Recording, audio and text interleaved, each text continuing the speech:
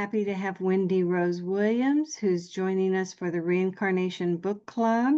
She has a few books out, actually. I first discovered her with her book, something Plymouth. I forget the whole title for that one. And it reads like a historical novel, but it's about her own experiences. So just to kind of give you a teaser about that, I think we met in 2019 through Gora. I'm not sure if I'm pronouncing that correctly, and had a discussion about past lives, which eventually led me to invite Wendy to a group that I had here in Richmond. We called it the Reunion Group, and maybe she'll talk a little bit about that, where she has memories of being there at the time of Jesus. And that's what our reunion group was all about. But the one we're going to talk about tonight is, oh, and I forgot to say that Wendy also, we were comparing notes a little bit about this. I don't know that many people who are both psychic mediums and regression therapists, but Wendy is one of those. And we were reflecting on how unique it is to be able to have the journeys with either clients coming for a reading or even clients coming for a regression. And maybe she'll talk a little bit about that as well. But the book that we're going to be focusing on tonight is Regression Therapy II, and then it's about Joe and Marilyn. And as you can tell by the cover, we're talking about that Joe and Marilyn. And so what I want to start with, Wendy, is asking you, what inspired you to look into reincarnation in the first place? Have you always been exposed to it, or did you have an aha moment? Tell us about that. What brought me to reincarnation, Carol, is ridiculous. It's the funniest, most odd occurrence of what came up. And I think it's just proof our guides just meet us wherever we're at. And what brought it up for me, just full bore from not having been interested or very aware. I was just such a busy working mother for so many years. And then all of a sudden, in 2010, I had been divorced for 6 or 7 years, and things were going really well in life at that point. It's like I'd rebuilt my life. My daughters were 12 and 14. Everything was going great, career-wise. And my mom and I had built a 2-family home together, and that just worked really well with filling in the gaps for when the girls needed attention and help. And so as I looked around, I'm like, something's missing. And all of a sudden it was like, oh my gosh, I'd love to meet a great guy. And that had not been on my radar at all. And because it had been 25 years since I had met someone wonderful, I'm like, oh my gosh, how do you do that nowadays? And again, this was back in 2010. So I asked younger girlfriends who were actively dating or who had remarried, etc. And they all told me, oh, Wendy, that's easy. You just need to go on match.com. And I'm like, match. What? I didn't know what they were saying to me because I didn't know what online dating was. So friends helped me put together a profile and take a couple of pictures, and I went on Match. And there, I'm just trying to meet a nice guy. Instead, I meet a primary soulmate who's got the contract to wake me up spiritually. So everything just started to go into overdrive at that point. And again, I think it's whenever we're ready for it. I think our guides are so infinite, our higher selves are just so infinitely patient with us, in many ways. So that's what came up for me. And the very last line that was in this profile, because the minute this profile came up, it's like, I know him. Where do I know him from? And the very last sentence was quite unusual. And what it said was, any woman on a spiritual journey, particularly one interested in an LBL, we have to meet. So I'm sitting there scratching my head going, what's an LBL? And I asked my guides to help me Google, because of course abbreviations can stand for multiple things, but I found it right away, and it was Life Between Lives. It was Dr. Michael Newton. It was Journey of Souls. It was Destiny of Souls. And just this conversation about past life regression and life between lives. So that's how it all came up for me, was in 2010 via meeting a soulmate on Match who was supposed to wake me up. Wow. How did you know that that was your soul contract? I did not discover that for several years, because when we first met, I didn't know what soul contracts were. I took the jumped into the deep end of the pool, Carol. I read hundreds of books and just, started going to symposiums, and just, it's like I was drinking from the fire hose because I couldn't get enough information, because it just was so fascinating to me. Because he and I then spent, it was 3 weeks before we actually met in person, and we kept playing the how do I know you game the whole time, thinking we had met in this life. And when we actually met for lunch, in the restaurant, I got there first. I was just sitting in the lobby on the little bench waiting for him to come in. And the moment he walked in, I was quite clairaudient by then already. And the moment he walked in, I could hear my guide saying, "Get ready, nothing's ever going to be the same." And it felt like there was an earthquake. I mean, I literally was like putting my hands down on the bench, like, wow, we're having an earthquake. And I'm looking around at the other people, and I'm like, oh, no one else is experiencing this earthquake.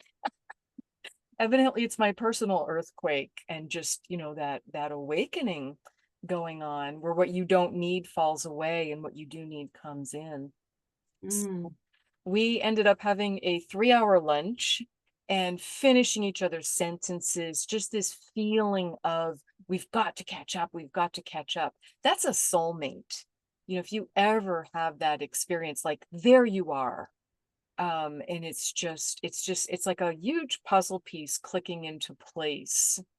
And what we both said at the end of lunch was, we've never met in this lifetime. And we both said at the same time, it's from our past lives. And for that to be coming out of my mouth, it was very surprising in a way, but I also knew it was absolutely right, and I was just ready for it. So that's how it came up. And over the years, I would learn soul contracts, agreements that we make with other people that we're going to incarnate with, that are to help us grow and sometimes help us go, and whatever that contract might be. So the first contract was delightful, to wake me up spiritually. Second contract was very, very difficult, but very needed, and I'm grateful for it. But I'm also grateful to be complete with it, because what it was for him to break my heart repeatedly, until I stood in my power fully without abusing it. That's a brilliant contract, because it's taking care of multiple things that I needed to do differently, and needed to clean up. So it resolved the heartbreaker karma that I had from having been unkind and having broken other people's hearts, in other lifetimes, as well as in this lifetime. And the piece about inspiring me to step into my power fully, I wasn't abusing my power in this lifetime. It was quite the opposite. I was shirking it, and I did not want to step to the plate with my spiritual gifts. So I spent the first 49 years until I met him denying I had any. And as we know, that's not going to work. We're going to keep being encouraged, and we're going to keep being pushed to do our work, and to do what we're meant to do, and to help others, and to, just share those gifts with others. Because picture yourself with gifts and not ever opening them, and not sharing them. What a terrible waste. So he was a big part in helping me do that, and helping me step to the plate, pun intended. So tell us a little bit about some of the lives that you shared with him, so we have a more context to the story. Sure. So we found over 20 shared lives together. We had been married 6 or 7 times. We had been best friends. We had been lovers. We'd been mother and son. He'd been my older brother. We had been scribes in the silent monasteries 3 times together. And I think that was us learning and getting ready to be writers, because both of us are writers, and often those lives start by scribing, by copying over that sacred information, and just keeping the historical records going. So there was a variety. We also had some very challenging lives together. So there was just a boatload of energy that was very intense. I've never gone through such an intense relationship. And I don't do drama in my romantic relationships. That's just not me. That expression, save the drama for the stage.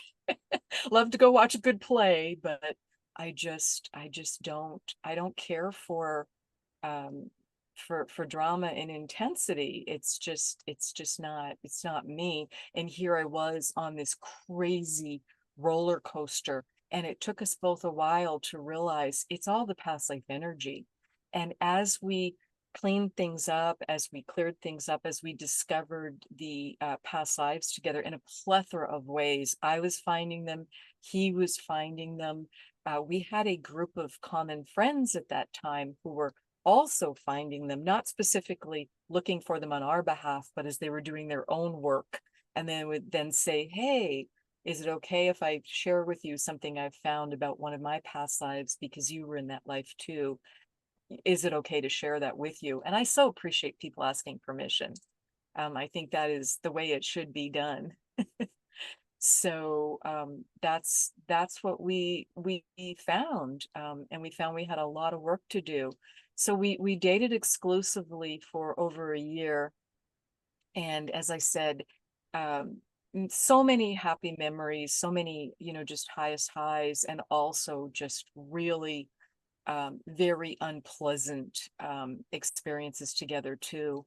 And he ended it via email, which I took great umbrage to. I was very hurt by that, and very really insulted by that. To have had such a meaningful relationship together, and then just get an email saying, it's over. I don't care to be in a relationship and to date you anymore.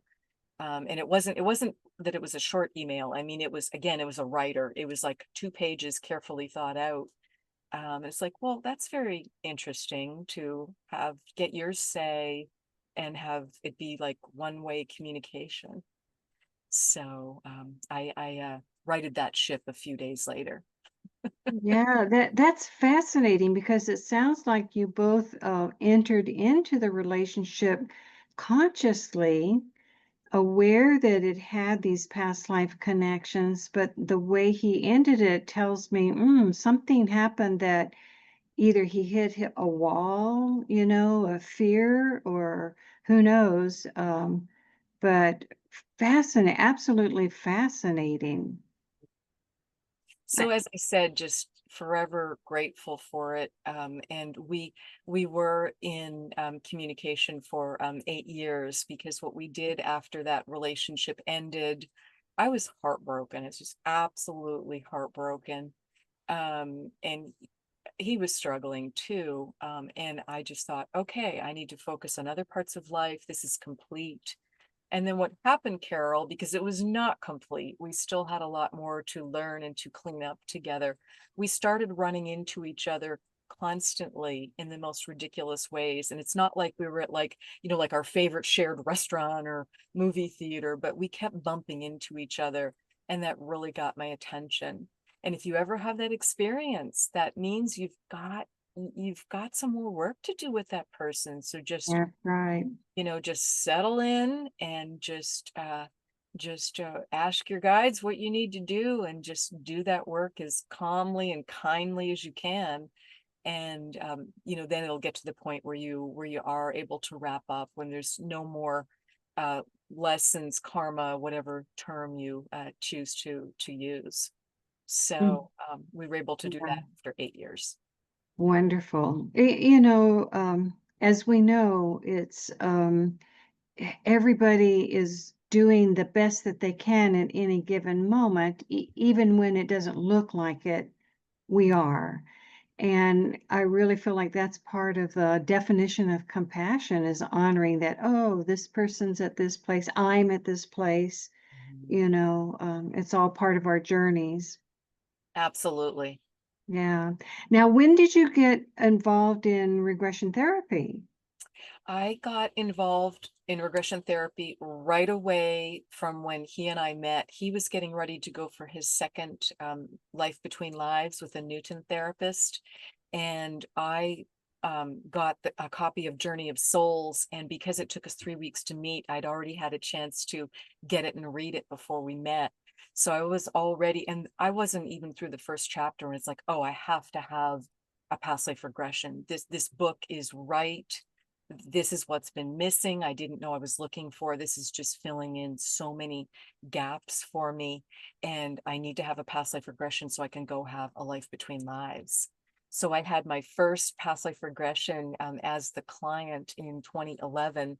And that former soulmate, former boyfriend, found the therapist for me, and he actually drove me to it, because back in the day when you drove and went in person, it was before Zoom and etc.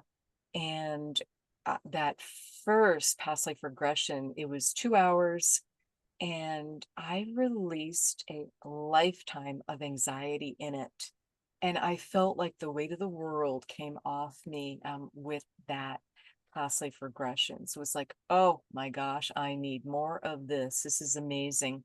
I saw two very powerful past lives in it, and just so much information started coming in.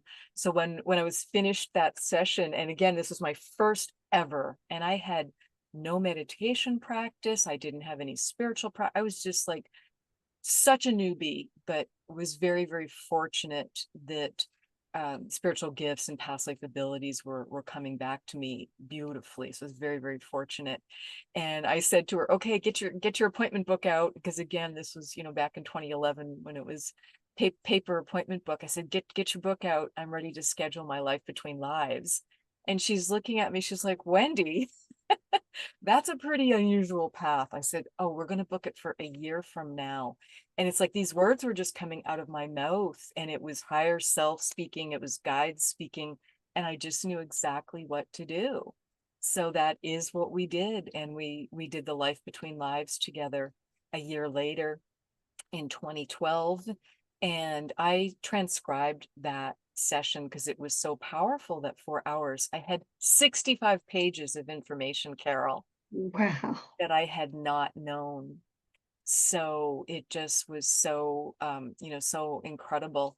So that was the type of journey that I was getting on, while still juggling the full-time job and the commute, and the two children, and the animals, and mom next door. And it's just, but somehow, like you said, it was just a silver platter. And there were just enough hours in the day. It had a lot of flow to it, where one thing would lead to another, just really, really well, without me having to make a lot of effort, because I didn't have any more cycles left. That's amazing. It was obviously your time. Mhm. Mm-hmm. Yeah. Exactly. And then what happened in October of 2016, I had been really, really sensing, I could hear Joe DiMaggio clear as day, and I could really physically sense him talking with me, trying to help me, trying to mentor me. And I could see Marilyn. So and this went on for about a year. And I'm like, what is up with this? And I thought, well, it's just because, they're well-known people. But I do need to state I'm from Canada, so it's different versus, being in the US. I think Joe's more well known, and I think Joe's also more well known to baseball fans and to men in general. And then Marilyn's got perhaps a broader appeal. But they were just around me so much, and I didn't really know what to do with it. I was just kind of trying to, push it away a little bit. And all of a sudden, I got a text from my spiritual teacher, and she did not normally text me. And I thought, oh, this is odd. And all the text said was, Joe wants to speak with you. Are you ready?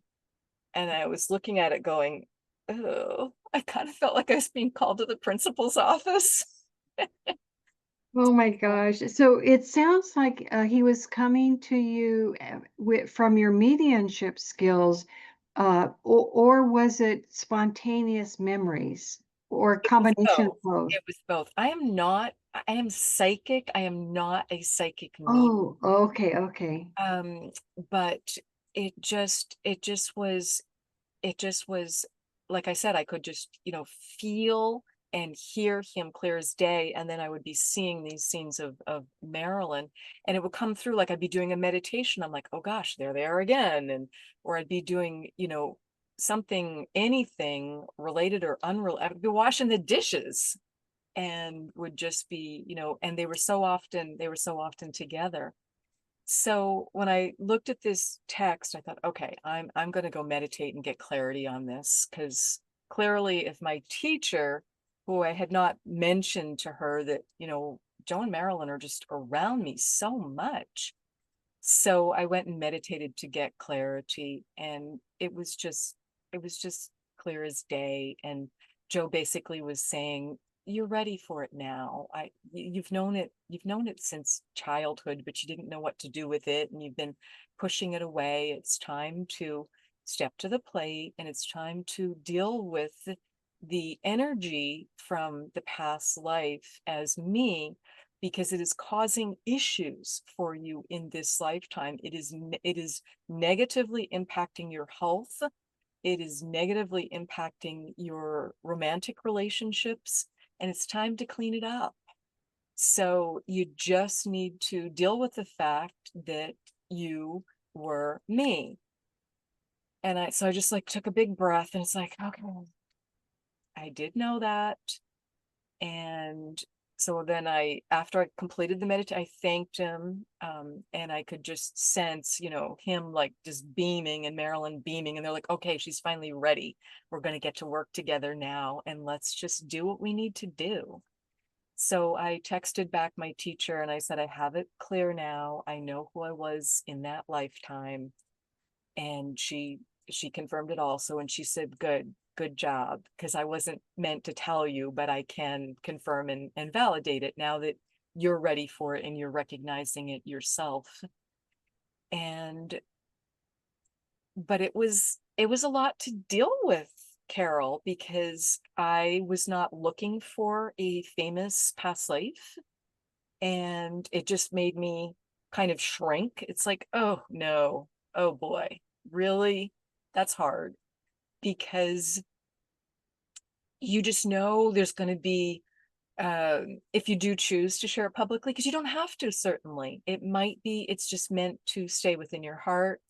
And that's wonderful. And you work through it, or perhaps you share it, very privately with, a spouse, a best friend, a spiritual teacher, whoever you're meant to share it with. But I knew I was meant to do more with it. I'm a life path 33, and life path 33 basically boils down to letting go of what other people think and doing your work. So it's like, oh boy, here it is. So what I decided to do, because at that point, I was a past life regressionist myself. So I thought, I need to have a session. So I had a new friend who was a wonderful Dolores Cannon quantum healing hypnotherapy therapist. And I knew she was not only talented, but very level-headed. And I knew she just wasn't interested in sports. So all those things were kind of like my checkbox of who, the perfect therapist would be for this. So I wrote my questions for the session, we arranged our date. And the only question I put in there regarding anything to do with Joe, confirm or deny, was I put in a question, have I ever been a professional athlete? Well, it doesn't matter what questions I wrote, because of course, when you start the session, what's going to come through is what is for your highest and holiest, what is for your best good. And I immediately went into the past life as Joe DiMaggio. And I was a little boy. I was about 9 years old. And it was so interesting to be in that little skinny body, and he was playing stickball with his brothers and with his neighbors, and just the details that came through. He used a term I had never heard, and I appreciated that because I was able to validate it and look it up later. Actually, I validated it through a friend, and he talked about going to the corner sandlot to play stickball. And I didn't know what a sandlot was because he grew up in Northern California. I grew up in Quebec. And it's just, the corner empty lot. It's like, partly sandy, partly might have tall grasses on it. So it just went from there. So that first session was incredible because so much information came through as she led me through that lifetime. And it's not that I was seeking information. I was seeking healing because he'd specifically mentioned, and I knew there were physical injuries and pain that I had that just didn't make sense. For instance, I had to have 2 surgeries on my right foot because the toes mysteriously dislocated, and I didn't fall, I didn't have an accident, I didn't like stub my foot. And the podiatrist had said multiple times, he's like, Wendy, did you ever play sports? Were you ever like on point? Did you kick a softball? Were you playing some sport? Because your 2 feet are so different. This left foot is great, and this poor right foot is just a hot mess. And I didn't understand why this was going on, because this was all before the confirmation came through with the information that I had been Joe. And so when I started putting the pieces of the puzzle together, I said to my guides, what's up with the right foot? Does that have something to do with the Joe DiMaggio lifetime? And they said, yes, look up Google Images, look up Joe DiMaggio um, at bat. We want you to see his batting stance. I'm like, you want me to see his batting stance? What are you talking about? And they're like, just do it. Look in Google Images. And I'm like, am I hearing you right? They're like, yes, just go to the computer and do it. The minute I saw the image, I was like, oh, I get it. Joe was tall and long-legged, 6'2", and he had this really wide batting stance where he had his right leg way back behind, and he had the right foot dug into the ground. And I'm sure cleats weren't so great back in the 30s, 40s, 50s when he was playing. And I thought, the dislocated toes. There we go. And the pain, all this pain in my right foot, and other pain that just has not made sense to me. So I just so appreciate guides just not giving up on us and being able to give such clear and specific information. Like, go look at the Google image of Joe DiMaggio's batting stance. It's like you can't get a lot more direct than that. So Great.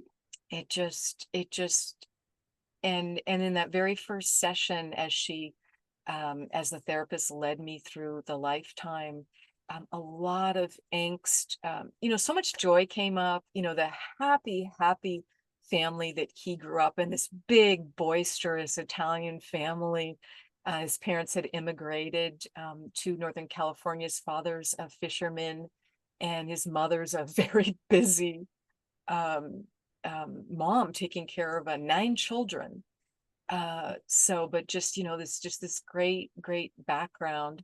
And then his joy in getting to professionally play baseball and to get called up from the minors, to get called up to the big team, as he called it, to the New York Yankees, and just his excitement. And for me to be remembering all this and describing it and describing driving across the country, and going to New York, because this was heady stuff for, a young man in his early 20s who had not traveled and just, hadn't had these sorts of experiences. And then to get to play for the Yankees his whole career.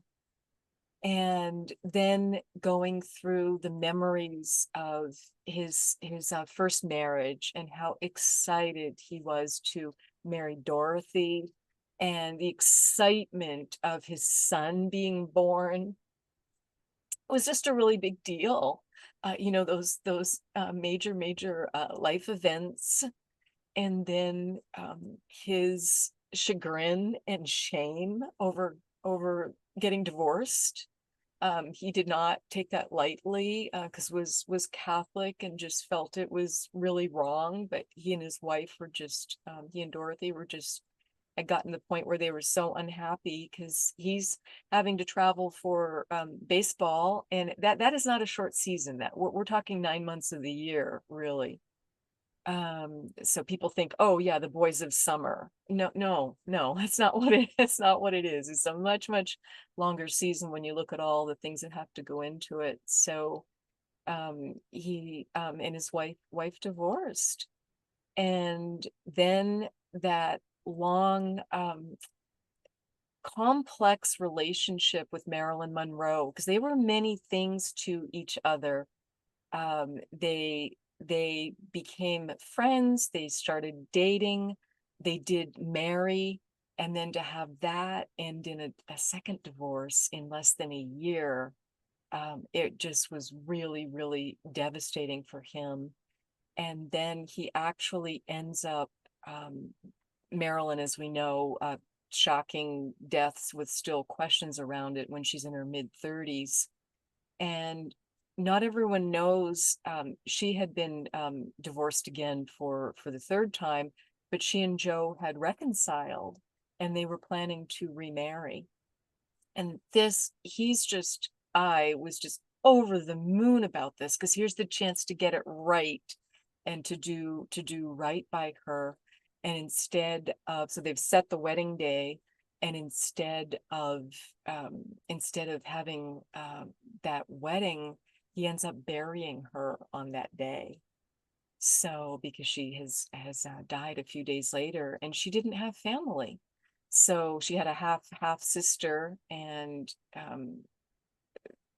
Joe contacted the half sister and said, "Would you like me to take care of the arrangements?" And that's exactly what he did. And that is just a big deal, to have planned a wedding, to have planned a marriage, planned a life together again, second time around, and then to have that not happen. So it just, and he never had another relationship. 40 years alone, because he outlived her by such a long span into his mid 80s. There also were some major memories that came through of volunteering for World War II. And I was just bawling as that came up during this session, because I could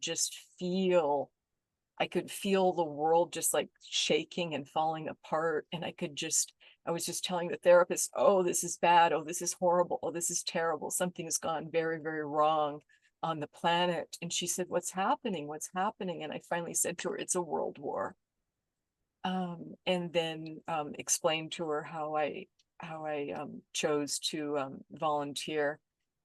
Basically was used in a public relations type of role, because you don't put famous heroes on the front line. So I was being used to try and help bolster the troops' morale and was being, kind of moved around and toured around. But it was still a huge decision and a big sacrifice, because I was at the peak of playing baseball, and that's any pro sports. It's a very short career, so I didn't know if I was going to be able to get back in. But I just felt, once the U.S. entered the war, I just felt it was the right thing to do. So all those memories came through. So that was all in that very first session. It was a long session, 3-4 hours plus, and just all this information came through. And as I said, so much emotional angst with it too, as well as just really, really happy memories. And then crossed on over, and was easy to leave the body and go on up to the light. It was a relief. Joe died of lung cancer, and it was about a 6 or 7 month process. So just kind of describe that, and that he was very, very happy to be back home and not be in the hospital anymore, and just had kind of an informal hospice going on, and had actually a surprisingly good time, reminiscing and laughing with loved ones, and just family and friends, just being there. And then just passed on, very, very peacefully, ready to go. So Wow. that's in a nutshell what happened and what all came through in that first session. I was so grateful for it. I felt so much better physically, emotionally, mentally. Just, I felt so much better. And then unfortunately, my ego got involved and said, who do you think you are to think you were such a famous person?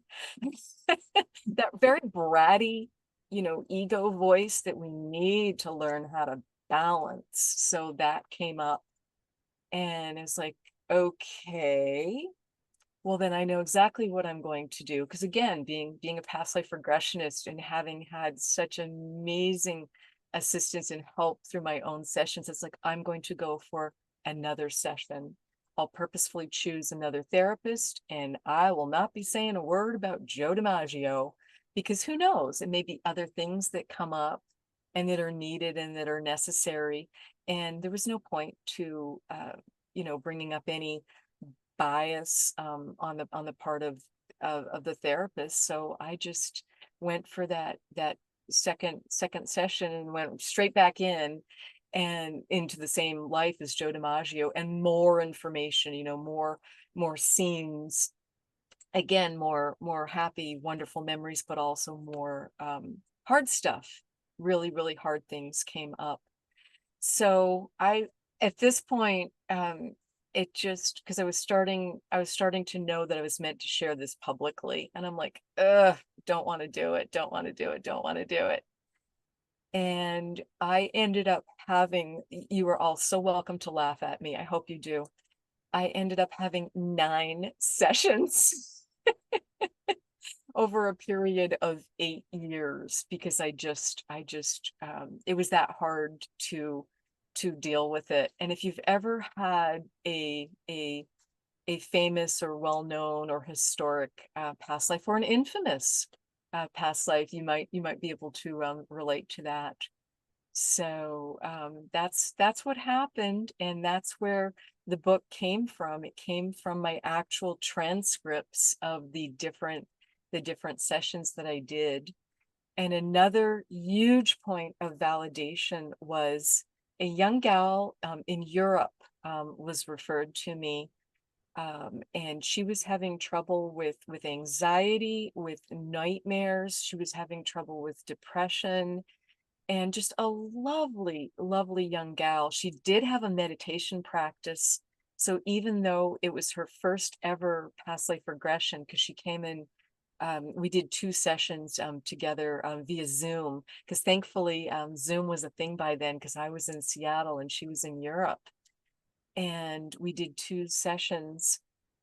And what came up immediately was her significant memories as Marilyn Monroe, and how that was impacting her life now, both wonderful things about it, and also some very, very difficult, very painful things. Marilyn Monroe did not have an easy lifetime.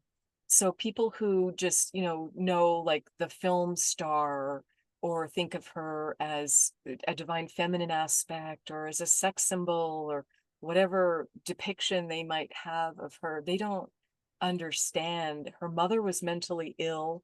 She never had a stable home life. She did not know who her father was. She was in multiple different homes.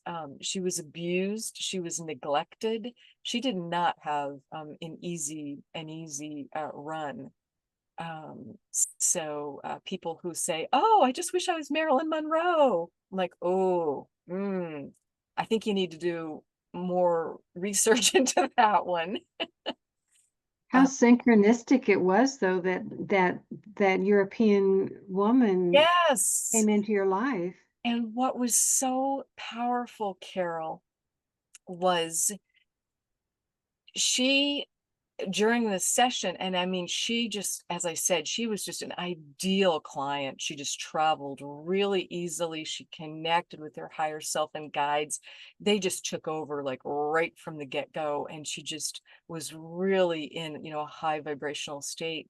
And when she was having, if she was at any point in her lifetime where she knew Joe, because they knew each other for 10 or 12 years, so that's about a third of her life, because she died at 36. And she would just say, "Well, Joe, why are you asking? Don't you remember?" And I'm like, "Oh, no, no, can't go there." And I would just tell her, I don't want to make any assumptions. This is your session. This is for you. So if you say Joe, I'm not going to assume you're talking about Joe DiMaggio. You may have known 10 different men named Joe. But she recognized me, and we just went through this powerful memories, because she wanted to talk through the marriage. She wanted to talk through what had ended it. And it was so hard for me to hear. And what she shared was that I had regrettably struck her.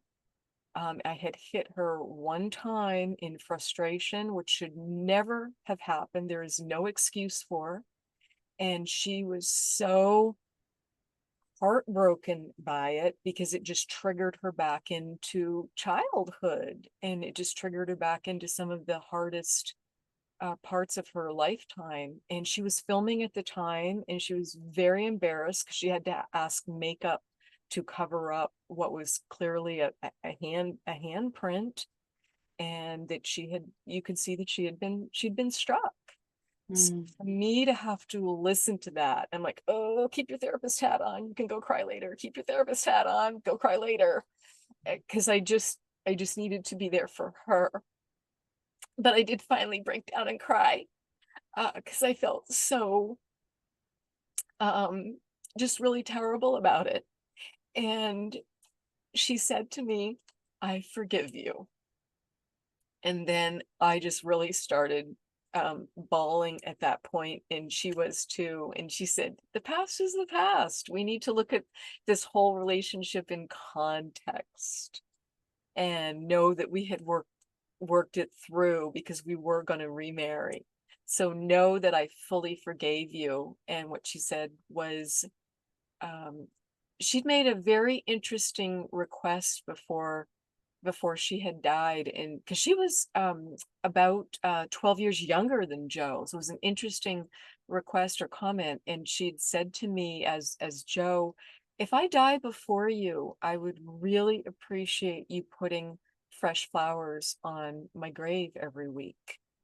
He did that for 20 years.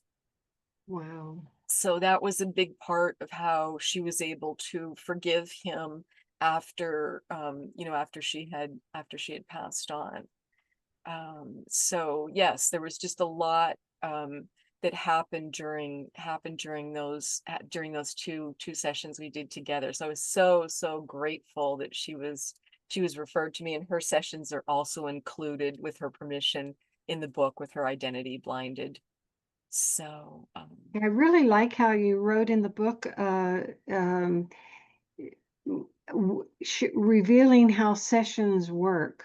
The process that we go through when we do sessions. So that, your candor with all of that is really cool.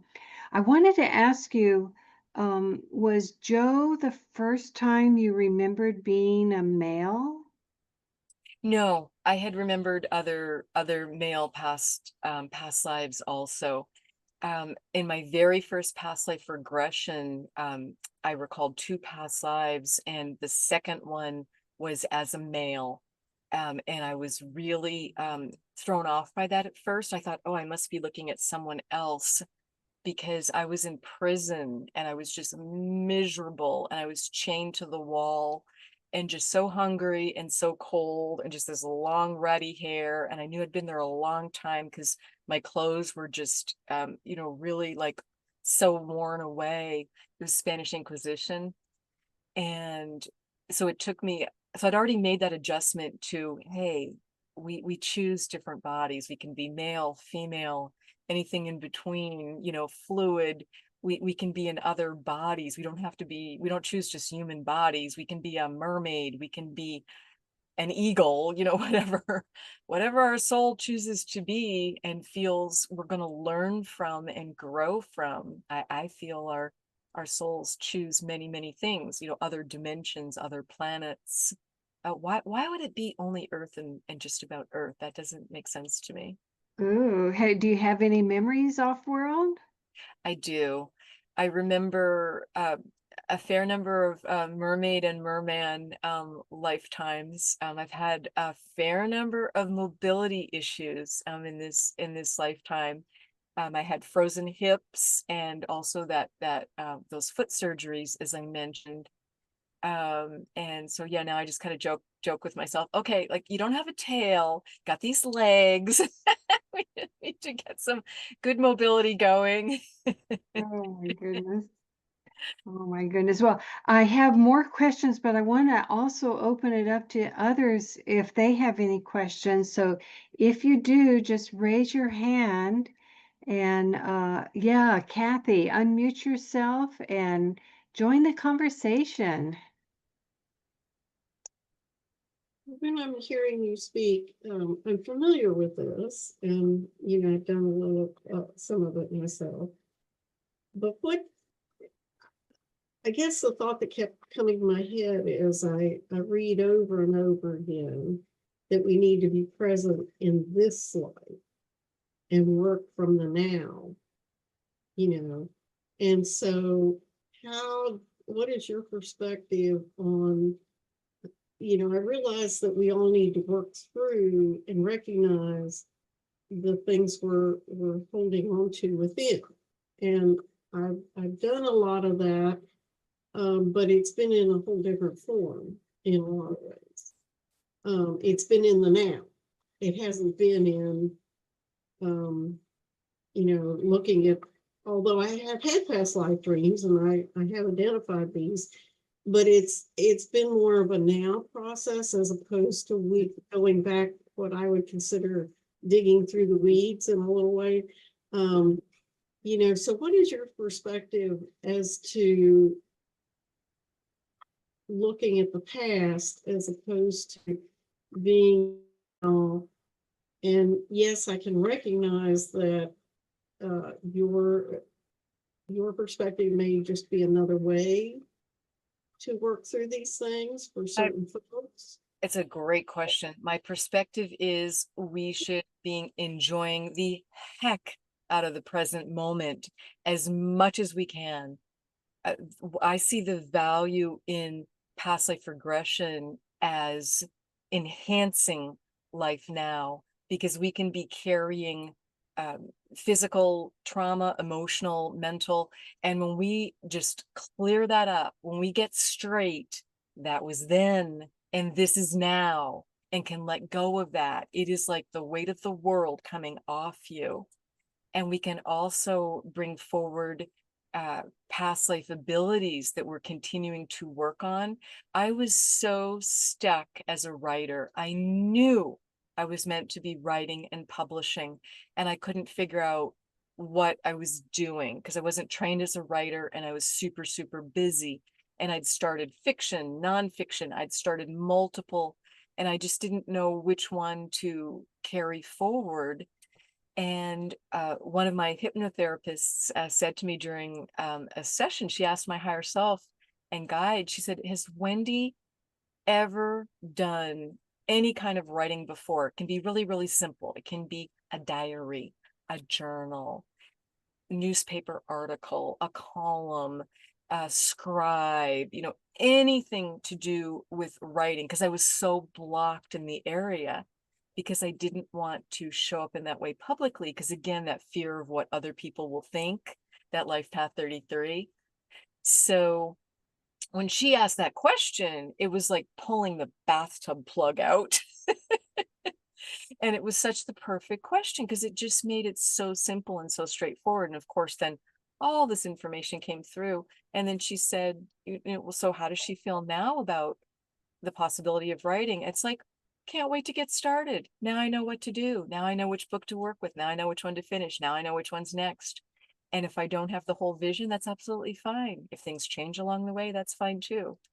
But it just has been such a boon for me as well as for clients, because when I see clients being able to find peace, they have not been able to find peace with either a medical issue or challenge, or a relationship, or finances, or whatever it might be. And when they're able to understand why and to let that go, I think we can be so much more fully present because we've healed and released that past life energy that we're just tripping over because we can't see it. We don't understand it because it's of course, it's tucked away at the subconscious and unconscious level. And we're in our conscious state trying to figure it out.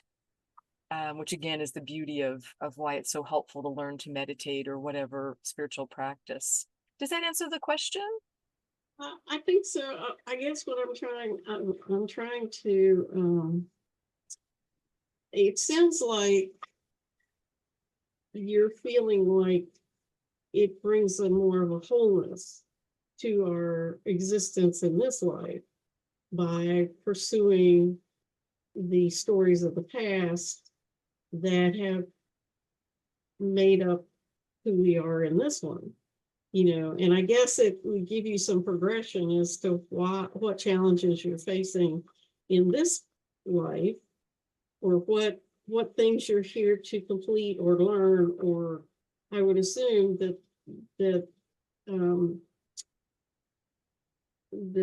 it would give insight or flesh those out, so to speak. Yes. What you're, instead of feeling like, because some people have said, well, it's really not important what happened in the past, but in another way, it's very, very important, and it does flesh out the being that we are, and not necessarily, so it's not necessarily a negative thing to, I don't think we need to live in the past. No. Our past lives are all. So I think there's a clarification to that needs to be said. But it's a new topic to me in terms of the past life regression. It's something I think I want to pursue more. I've done one session with Carol, and it was it was great. But I already was aware of this figure and this life and some parts of it, but not all of it. So that told me that when we released that, and to me, it happened fairly easily, that there wasn't a lot of, I needed to go back and investigate about that.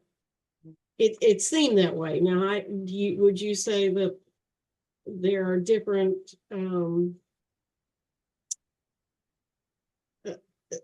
there's a spectrum in terms of a past life investigation that way, that some of them You just need to say, okay, you pretty much worked through all that. Thanks. It was great. I'm free, whatever. I'm moving on. Yes. And Yes. then there are others that will be much more involved, like your Yes. situation. I think you're bringing up a great point that there absolutely is a spectrum of what an individual needs. Some people need to hear a sentence or two, and it's more like a past life reading that's being accompanied by some healing, and that can directly take care of a problem now, because a lot of people have fears and phobias. And if we can't determine, we can't figure out where it's coming from in this lifetime, well, it's coming from a past life, or it might be coming from in utero, or just, earlier memories. And when we're able to clean that up, the person can just live such a fuller life. Like I had a gal who had this crippling fear of heights, and it was really impacting her life, because she told me she was an older gal, and she was getting ready to get married. I think she and her gentleman were both like in the early 70s perhaps. And she said, when we go to fly or travel, I can't take the escalator because I'm just petrified I'm going to fall off. I know that doesn't make sense, but we have to go find the elevator, and and she also couldn't go hiking, or she'd have to send him ahead and make sure it was really, really flat. Well, how do you go hike? What is flat when you hike, So they just wanted to be active and enjoy their lifetime. And we found it when we did the session, and she had fallen asleep by a riverbank, and she was a young man in that lifetime, and some thieves set upon her and pushed her to her death. So she fell to her death. So there was that crippling fear of heights that wasn't making sense in this lifetime. But once we knew that, and she worked through it, and she said, "Oh my goodness, that's just so long ago. I just don't need to be hung up on this anymore." I said, "Are you able to forgive them? Is that possible? How do you feel?" She said, "Of course I do. I'm just so done with that." It was like the 1200s.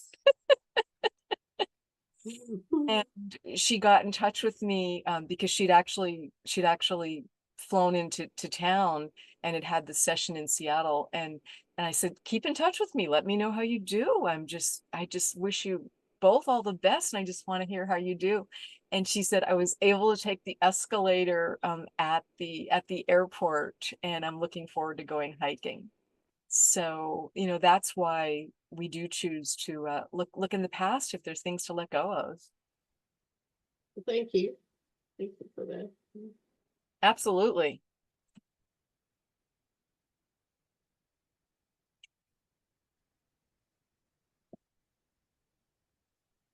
Anyone else have a question online? Raise your hand if you do. I'm going to follow through here. And let me just add to what that conversation about, what is the importance or significance of past lives. For myself, I had childhood PTSD, and in this lifetime. And when I went to a psychotherapist to help me, I didn't understand everything that was going on. It wasn't until much later that specific diagnosis happened. But I just knew something wasn't right. I needed help. For some reason, talking, cognitive behavioral therapy just wasn't enough for me. When I discovered regression therapy, so this was a past life regressionist that I first worked with,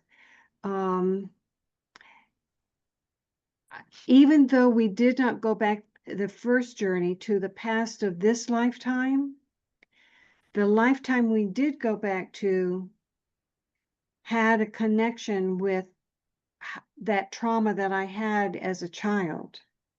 So it had a positive effect on me. And I discovered that each time that I had been traumatized as a child, it triggered another past life where there was trauma. So for me, it was very much therapeutic to do the regression therapy work.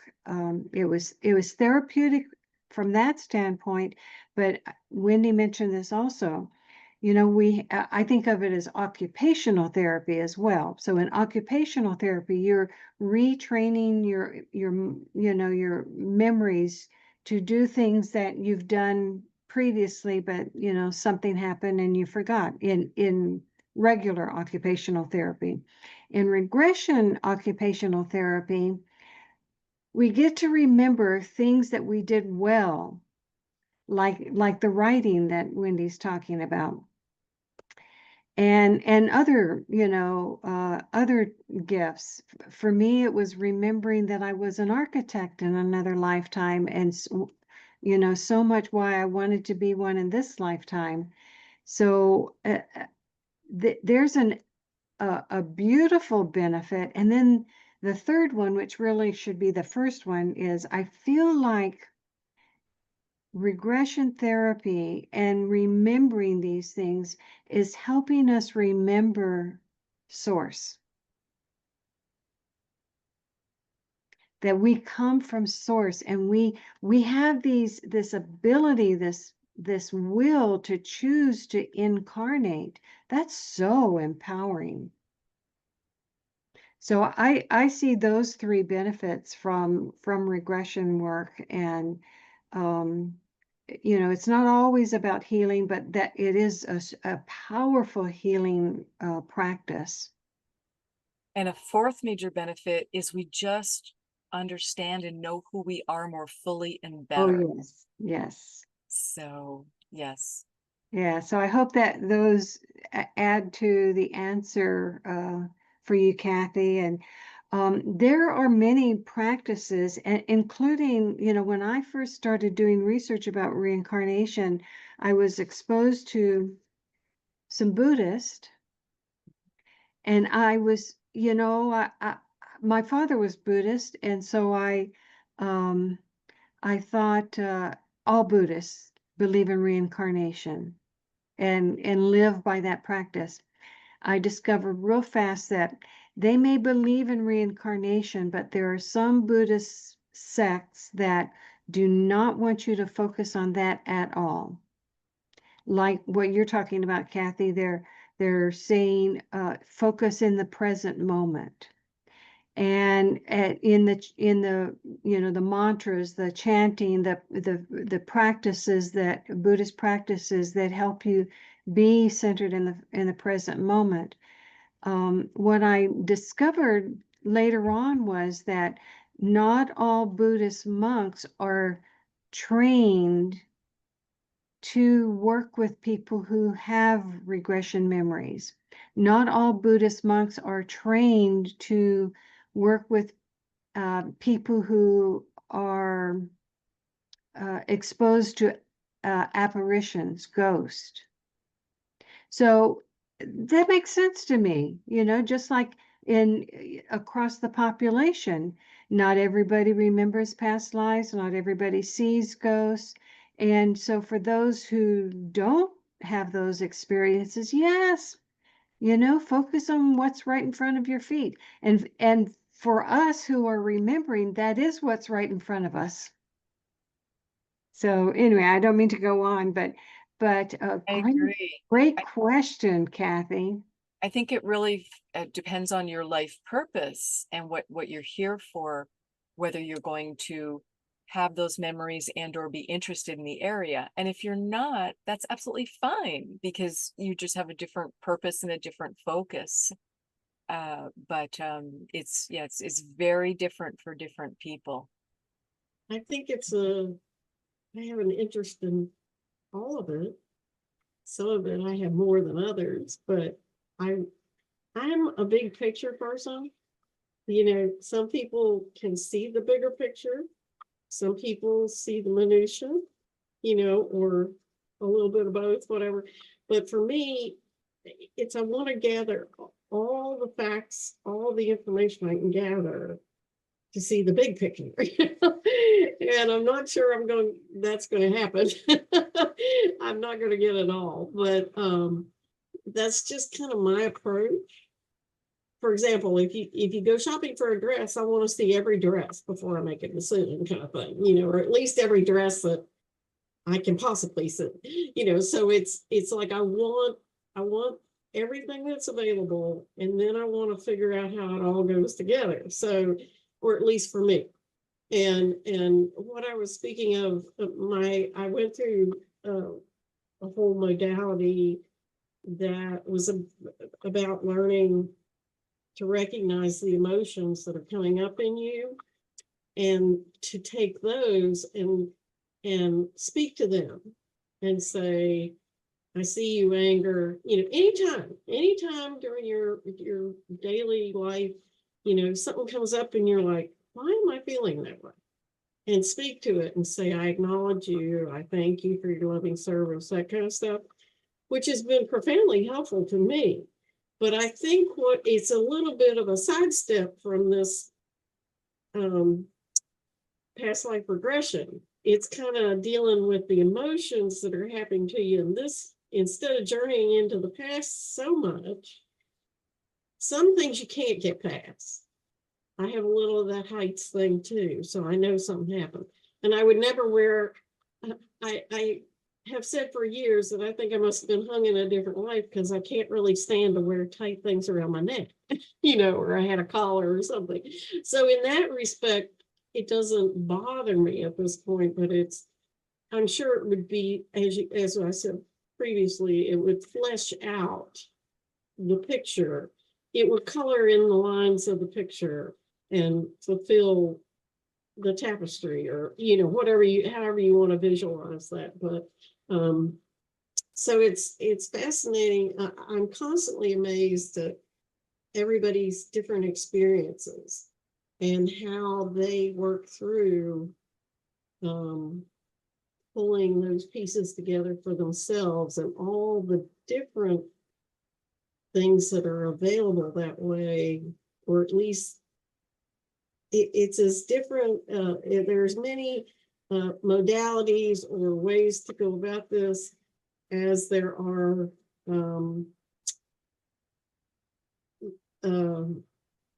people, and they're just, they're, whether they're visual appearance, you know what I'm saying? There's just so many different facets to all this. And it's really, it's just such a mesmerizing kind of universal plan, if you want to call it that way. Mm-hmm. Source, Carol. Yeah, and actually what you're talking about, going into the emotions, is one of the tools that we use in regression therapy. So we call it parts therapy. And I also trained with Carol Bowman, and she trained with Roger Woolger, and so his technique is deep memory process. So it's all connecting the dots. That's just one more dot. So we have a question from Jonna Ray. She says, how close do you feel traditional therapeutic practice is to incorporating past life regression on a regular basis? We'll throw that question at you, and then we'll come to Amina. She has her hand up. So do you have any clues on that? I don't have any data on that. I can tell you just my feeling for that is it's not close. I think Brian Weiss has been the person who's been able to get that the closest of anyone, because he came from such a traditional background, yet was trained to do some hypnotherapy. So, and just started, using that in his practice. And I think it really surprised him, because that was his life path. But I think it's, You trained with him also, right? I did. Yeah. It was a wonderful, amazing week at the Omega Center in upstate New York. So it's just, I think there's a long way to go to bridge these different modalities, and with traditional therapy, still being traditional, and if it's insurance paid, etc. So whereas if you're choosing to self-pay, then you've got the option of doing different things and just following your gut of what you think is going to be the most helpful for you. But I don't think that's simply my gut. Like I said, I don't have any data on it. I haven't read any articles on that. It's a great question. Carol, what do you think? Well, I do have some information about that. In fact, one of our speakers at the symposium, Serena Valari, has done her PhD researching LBLs. I love that. I did see that Yeah, description. It's she amazing. and it's funny. Several years ago, I said, "Oh, if I were younger, I'd be going back to school and adding to the research about regression therapy." And no sooner do I say that than the universe. But I said, "But I'm not younger, and there must be someone else who has the same thought." And then I was introduced to Eric Christopher, who did his master's about regression therapy. And then Serena, who did her PhD on LBL therapy. And I'm also part of the Reincarnation Hub group, where we are working, some of the people in our group are working on guidelines about past life rememberers to help a mainstream therapist understand the connection between any kind of dis-ease and remembering past lives. So early days on that, but it is absolutely wonderful to see that happening. And I'm hoping at the symposium we'll have one of the surveys that has been created to help in this research. That'll be So fantastic. yeah, News at 11. I think you've probably seen this, that the world of regression therapy is in the last 5 years has just changed exponentially. Mhm. And so I feel like it won't be too much longer before it will be, I don't know if mainstream is exactly the right way, but the attitude towards it is just changing tremendously. So let me pin, and am I pronouncing your name correctly? Amina? It's Amena. Amina. That's a pretty name. Thank you. What is your question? I was just curious about how does through regression, do you find out how much your soul has accomplished? Like how many times are you supposed to come here? Or can somebody find out if they're at their final stage, they don't have to come anymore, that they have kind of merged with the light, or this is the final, is there any inkling to know how many times you need to go through this, or how your soul is progressing? Is that question for me? Yes. I can speak to that. It certainly is a question that people do want to ask. And the way I set up sessions is just you sit with your higher self, you sit with your guides, you write your 20 questions. I just suggest people write health questions, anything about wealth or career, relationships, and then anything else.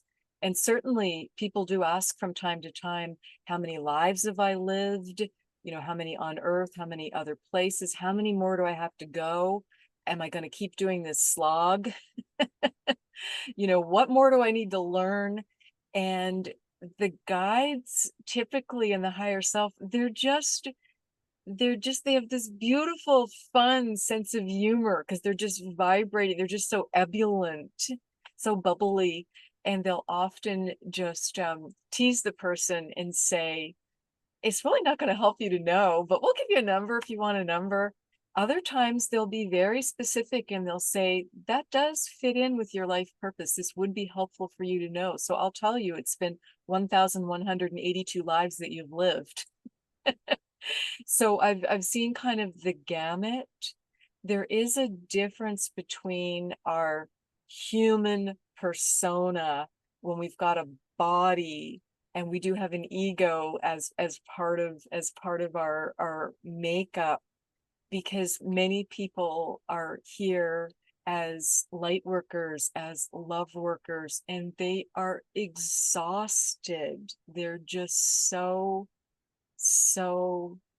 done with what they feel is a lack of compassion and whatever they might just feel burned out by. So there can be that soul fatigue that's going on for people, and compassion fatigue, and they're like, oh, please let this be my last life. Well, we have free will. We absolutely get to choose. No one has a gun to your head and is forcing you to incarnate and go back to planet Earth or go back to Venus or wherever. But often what the guides, I find that they'll say and do when people have written these questions is they're like, let's just help alleviate the anxiety around it, or the weight around it, or the heaviness around it, and help you get some perspective on it, and help you get back in your power and know that this is a free will choice, and you'll be making this choice from home. And it may or may not be answerable from the human perspective, or it may not serve us to know, because the guides won't share, or the higher self won't share things. For instance, if it's not to our benefit, it doesn't happen very often, but I have had the guides say, no, just no, that's not, we're not going to pursue this, this line. I had a gentleman contact me who wanted to do a session for the express purpose of learning the date of his death in this lifetime. And I said, I'm sorry, I cannot help you with that. No, I do not feel that is an appropriate. And it's the first time I've said no to someone, because it's such a specific, and he badgered me. It was an attorney, and he wanted to go 12 rounds on that, and I just wasn't going to do it. So I had 2 or 3 conversations with them. It's like, I'm sorry, I'm not the therapist for you.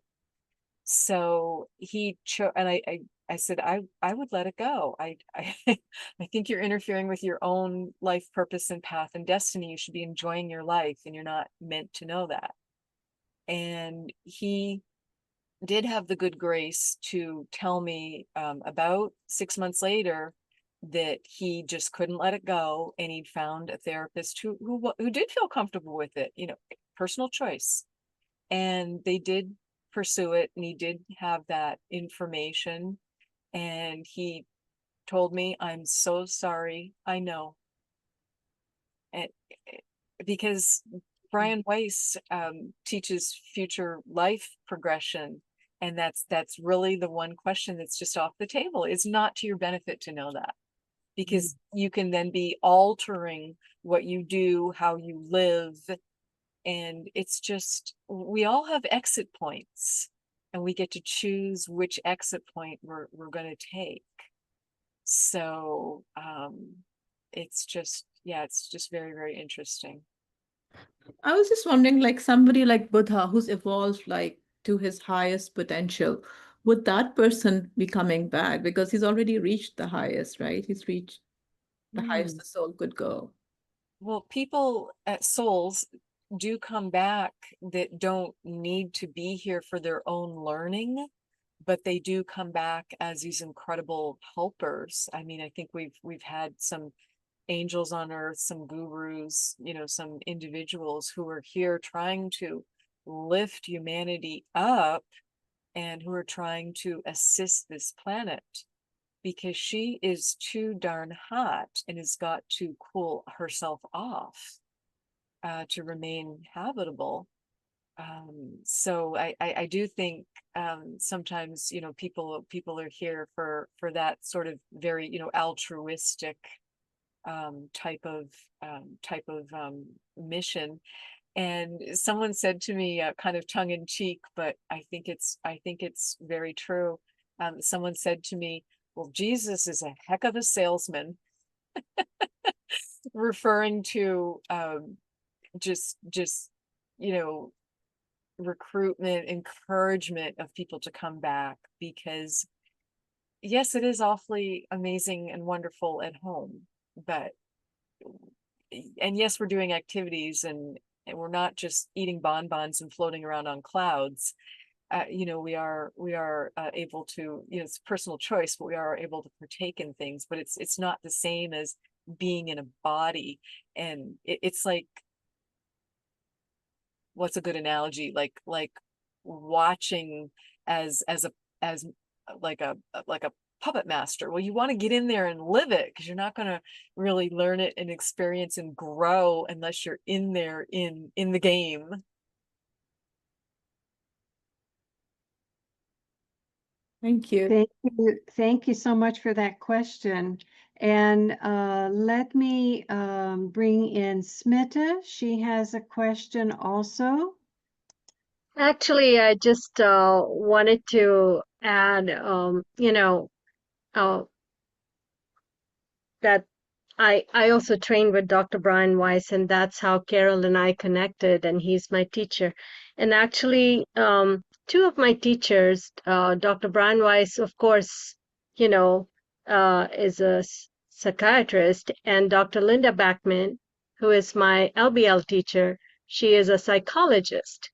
And so they both come from that background, those backgrounds where they've gone into like medical research and all of that and done medical work. And they both mention in their trainings that there was a point where they could not ignore, like with Dr. Brian Weiss, his work with Catherine, which he talks about that Catherine,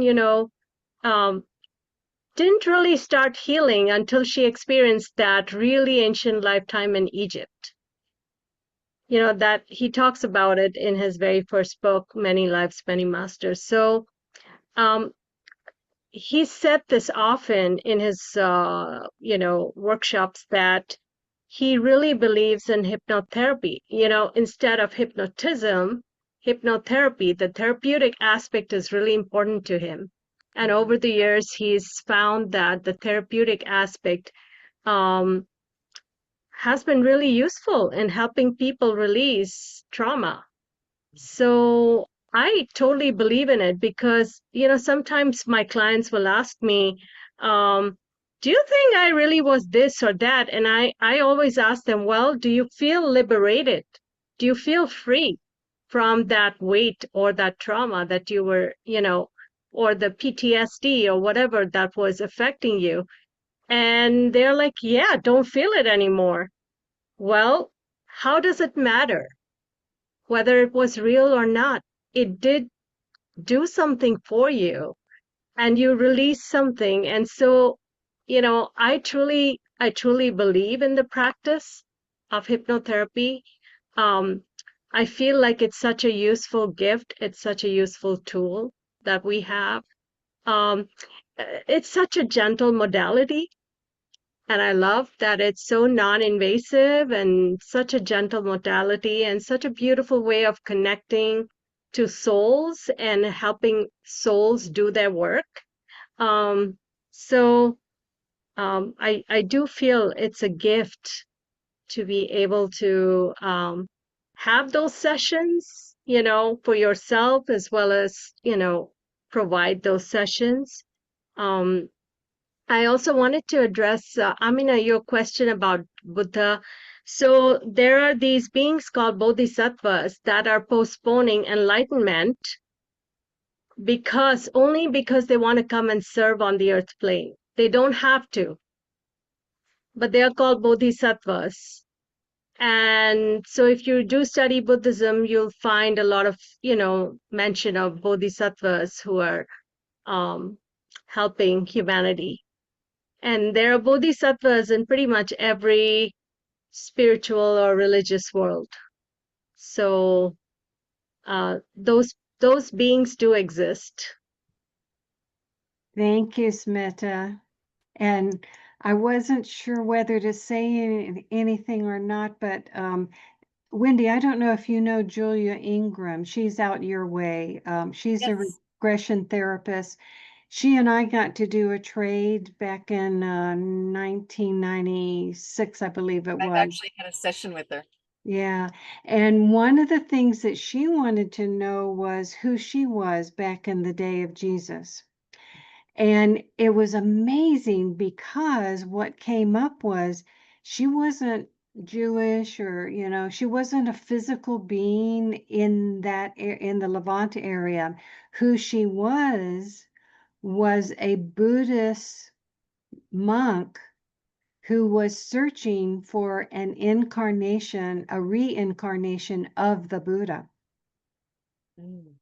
They had Buddhist monks who would do out of body experiences, and that's where we found her, that she was the entity was there around the birth time of Jesus, looking for the reincarnate of the Buddha. That's So mind-blowing. And that's what's so mind-blowing. amazing and just fascinating, because you have her do one session and it's never the same as another. It's just amazing. Absolutely.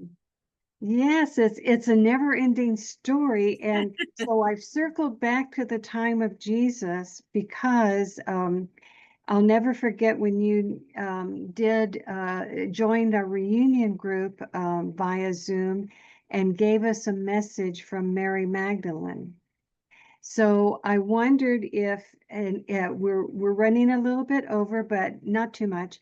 And so I wonder if you have any last words of wisdom from Joe, from Mary Magdalene, from your higher self, anyone that you would like to leave us with. What I can hear everyone saying is just love yourself, just be kind to yourself, be compassionate with yourself, because everyone's going through such a leveling right now of letting go of whatever does not serve them. The lower vibrational energies of anger and frustration and fear are just falling away, and it's not an easy jealousy. It's not an easy process. So everyone's really being reborn at their higher vibrational state. So just a lot of kindness and compassion for yourself, and then it's easier to give it to others. Oh, that is indeed wise words. So thank you so much. Tell everybody your website, and if you have any events coming up, Yes, let us know that too. my website is my full name, wendyrosewilliams.com. And I have made my book, Regression Healing II, Joe and Marilyn. I put it on sale for you tomorrow only. You can get it on Kindle for just $2.99. Oh, thank you. Oh, that's so Absolutely. I sweet just of so you. appreciate you, Carol, and this amazing group and these wonderful questions. So yeah, jump on there on Amazon tomorrow if you'd like to get it on Kindle and get it for that special sale price. So again, just such an honor to be here and that we got to have this conversation. So thank you, Carol.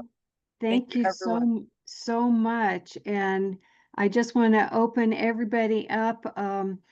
John had to leave us, but Jonna Ray joined us midstream. So we're glad to have you with us. And one of those questions was from her. She always asks really good questions.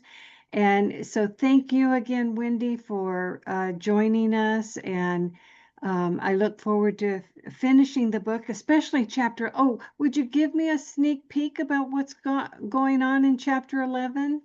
So chapter 11 was when we did that session, Carol, the phone lines just got disrupted by my youngest daughter, who's been estranged for years, and you were able to get to the lifetime of origin. And that was so powerful because I had not been able to find it. And so that just was a really, really big deal.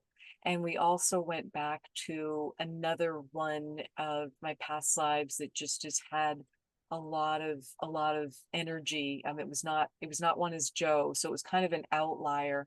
But again, I think it was because of your beautiful skills of having both the past life regressionist healer as well as the psychic medium healer.